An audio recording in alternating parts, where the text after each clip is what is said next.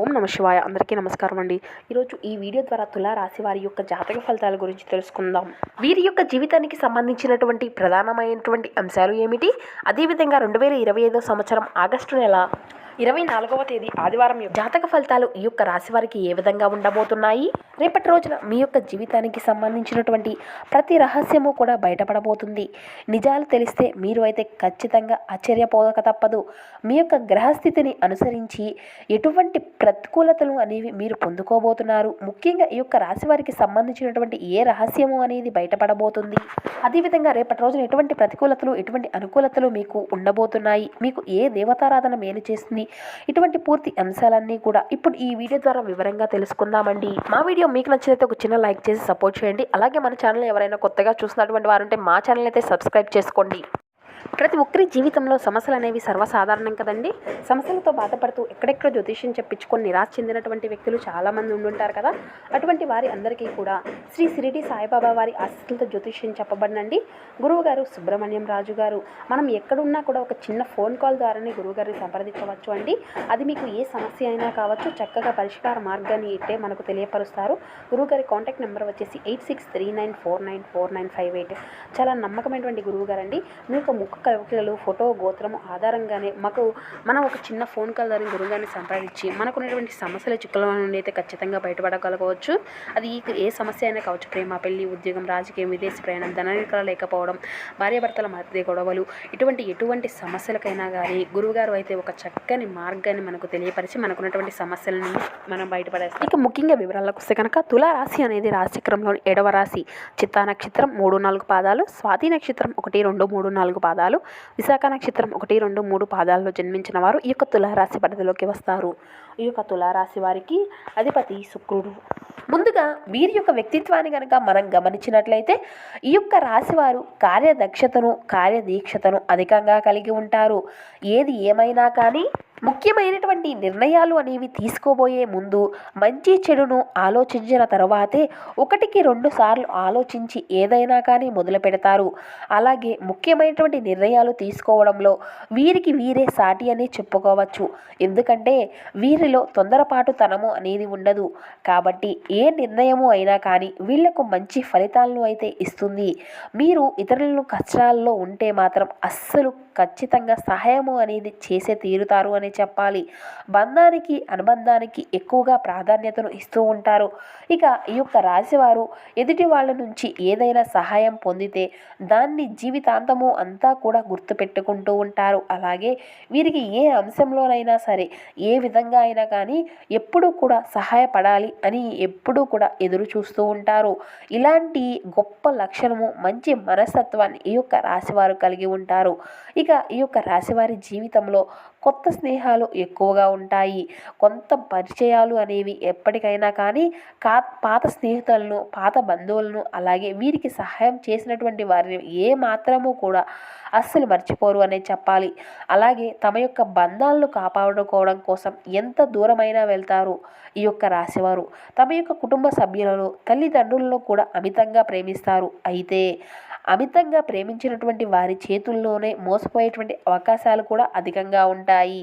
ఎందుకంటే ఈ యొక్క రాశివారు ప్రతి ఒక్కరిని కూడా గుడ్డిగా నమ్ముతూ ఉంటారు. అందరూ నావారే అని భావనతో ఉంటారు. అంతేకాకుండా తమ యొక్క జీవితంలో పరిచయమైనటువంటి ఏ బంధాన్ని కూడా వదులుకోవడానికి అంతగా ఇష్టపడరు. ఆ యొక్క బంధం కోసం వీరు ఎంతగానో కాంప్రమైజ్ అవ్వడానికి కూడా సిద్ధంగా ఉంటారు. ఇక వీరికి ఉండేటువంటి ఈ యొక్క లక్షణం కారణంగా చాలామంది దీన్ని అడ్వాంటేజ్గా తీసుకొని వీరిని మోసం చేసి వీరిని మానసికంగా కృంగదీసేటువంటి ప్రయత్నాలు కూడా చేస్తూ ఉంటారు. ఈ యొక్క రాశి వారికి క్రమశిక్షణ లేనటువంటి అలవాట్ల కారణంగా జీవితంలో కొన్ని ఇబ్బందులు ఎదుర్కొనేటువంటి అవకాశాలు కూడా కనబరుస్తున్నాయి. అలాగే వాటిని మార్చుకోవడానికి వీరు ఎంతగానో ప్రయత్నాలు అనేవి చేస్తూ ఉంటారు. కానీ ఎక్కువగా క్రమశిక్షణ అనేది నిలవని పరిస్థితులు వీరికి ఎదురవుతూ ఉంటాయి. దీని కారణంగా ఏది ఏమైనప్పటికీ కూడా ఎక్కువ కాలంగా క్రమశిక్షణతో ఉండలేరు. వీరిలో ఆవేశము కూడా ఎక్కువనే చెప్పుకోవాలి. ఎదుటివారు వీరిని రెచ్చగొట్టి వారి యొక్క పనులు అనేవి పూర్తి చేయించుకుంటూ ఉంటారు. అయితే ఇటువంటి స్వభావము కూడా వీరి యొక్క జీవితంలో అనేక రకాలమైనటువంటి సమస్యలు తీసుకువస్తుంది. ఇక మానసికంగా ఈ యొక్క రాశివారు దృఢంగా ఉన్నప్పటికీ కూడా వీరికి సంబంధించినటువంటి సమస్యలు, బాధలు ఇతరులతో చెప్పుకోవడానికి పెద్దగా ఇష్టపడరు. అలాగే ఏ అంశాన్ని అయినా సరే మనసులో దాచుకొని బాధపడుతూ ఉంటారు. అయితే ఎదుటి వ్యక్తుల్లో ఏదైనా విషయం నచ్చకపోతే మాత్రం ఆ యొక్క విషయాన్ని వారి మొహం మీదే చెప్పేస్తూ ఉంటారు. ఈ యొక్క మనస్తత్వం అనేది ఉండడం వల్ల అనేక సమస్యలు, అదేవిధంగా చాలా మందితో విరోధము అనేది ఏర్పడుతూ ఉంటుంది. అయితే విరోధాన్ని పక్కన పెట్టి వారిని క్షమించమని అడుగుతూ ఉంటారు. ఈ యొక్క రాశివారు ఎప్పుడూ కూడా వెనకడుగు అనేది వేయరు. ముఖ్యంగా ఈ యొక్క రాశివారు మధ్యవర్తత్వాన్ని ఎక్కువగా చూస్తూ ఉంటారు. అలాగే ఇతరులకు హామీ ఇచ్చి చిక్కుల్లో కొని తెచ్చుకుంటూ ఉంటారు. ఈ విధంగా ముఖ్యంగా షూరిటీ సంతకాల విషయంలో ఈ యొక్క రాశివారు జాగ్రత్తగా ఉండకపోతే మాత్రం జీవితంలో చిక్కులు కొని తెచ్చుకున్నటువంటి వారు అవుతారు. ఈ యొక్క రాశివారు ప్రజా సంబంధమైనటువంటి వృత్తి వ్యాపారాల్లో బాగా రాణించుకోగలుగుతారు.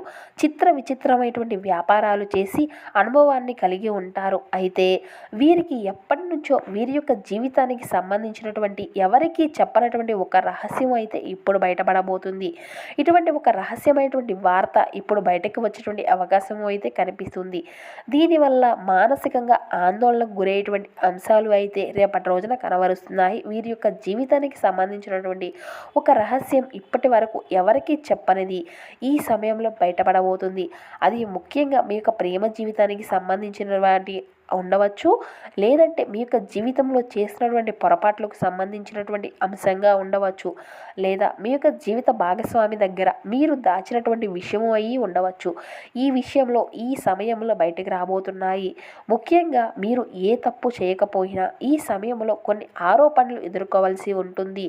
ఇటువంటి ఒక పరిస్థితుల నుండి అయితే బయటకు రావడానికి మీకు శివనామ స్మరణ చేసుకుంటూ దాని నుండి అయితే ఖచ్చితంగా శివభగవానుడు మిమ్మల్ని అయితే మీ యొక్క పరిస్థితుల నుండి అయితే బయట పడవేస్తాడు. మనస్ఫూర్తిగా శివుణ్ణి వేడుకోండి. మీ యొక్క సమస్యల యొక్క పరిష్కారాన్ని అయితే ఖచ్చితంగా చూపిస్తాడు.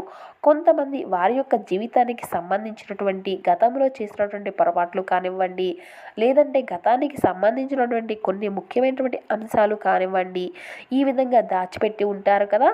దీనికి గల కారణాలు మీ యొక్క భవిష్యత్తులో ఎటువంటి ఇబ్బందులు ఎదురవ్వకూడదు అని అనుకుంటూ ఉంటారు. కానీ ఏదో ఒక సందర్భంలో ఇటువంటివి బయటకు వచ్చేటువంటి అవకాశాలు అయితే వస్తూ ఉంటాయి. అయితే ఈ సమయంలో మీరు దాచిపెట్టినటువంటి ఇటువంటి విషయాలు, దీనికి సంబంధించినటువంటి కొన్ని ప్రతికూలత అంశాలు అయితే ఎదుర్కోవాల్సి ఉంటుంది. మీ జీవితంలో ఎప్పుడూ కూడా చాలా న్యాయంగా ఉండగలుగుతారు. కానీ గతంలో చేసినటువంటి కొన్ని పొరపాట్లు మీ యొక్క జీవితంలో కొంత బాధను, కొన్ని చేదు అనుభవాలను మిగిల్చాయి. అయితే ఈ సమయంలో వాటి వల్ల మానసికంగా కుంగిపోయేటువంటి అంశాలు కూడా కనబరుస్తున్నాయి. కాబట్టి ఈ సమయంలో మీరు అయితే జాగ్రత్తగా ఉండాలి. శివనామ స్మరణ చేసుకుంటూ ఉండండి. శివారాధనకు మీకు ఎటువంటి సమస్యల నుండి కూడా బయటపడేసేటువంటి మార్గాన్ని అయితే చూపిస్తుంది. ఈ రాశివారు మరీ ముఖ్యంగా శివాలయానికి వెళ్ళి శివుని యొక్క అభిషేకం చేయించుకోండి. ఇక మీకు ఇలా వీలు కానటువంటి వారు ఇంట్లోనే శివలింగానికి ఉండేటువంటి అభిషేకం అయితే చేసుకోవచ్చు. లేదా ఇలా కూడా వీలు కాదు అనుకునేటువంటి వారు శివనామస్మరణతో మీ యొక్క సమయాన్ని అంతా కూడా గడుపుకోండి. మీకు మీ మనసులో ఉండేటువంటి బాధలను ఆ యొక్క శివభగవానుడికి చెప్పుకోవడానికి ప్రయత్నించండి. ఇక ఇటువంటి దైవారాధన చేయడం వల్ల మీకు ఎటువంటి ఇబ్బందులు అనేవి ఉండదు. ప్రమాదము అనేది రాకుండా మిమ్మల్ని శివభగవానుడు కాపాడుతుంటూ ఉంటాడు. ఈ యొక్క ప్రమాదాల నుండి మీరు అయితే ఖచ్చితంగా బయటపడగలుగుతారు. అలాగే రేపటి రోజున మీ యొక్క జీవితానికి, అలాగే మీ యొక్క భవిష్యత్తుకు సంబంధించినటువంటి కొన్ని కీలకమైనటువంటి నిర్ణయాలు తీసుకునేటువంటి అవకాశం కూడా కనబరుస్తుంది. ఈ కీలకమైనటువంటి నిర్ణయాలు మీకు కుటుంబ సభ్యులు అందరూ కూడా ఆమోదిస్తారు. దీనివల్ల మానసిక ఆనందము, ప్రశాంతత అనేది పొందుకోగలుగుతారు.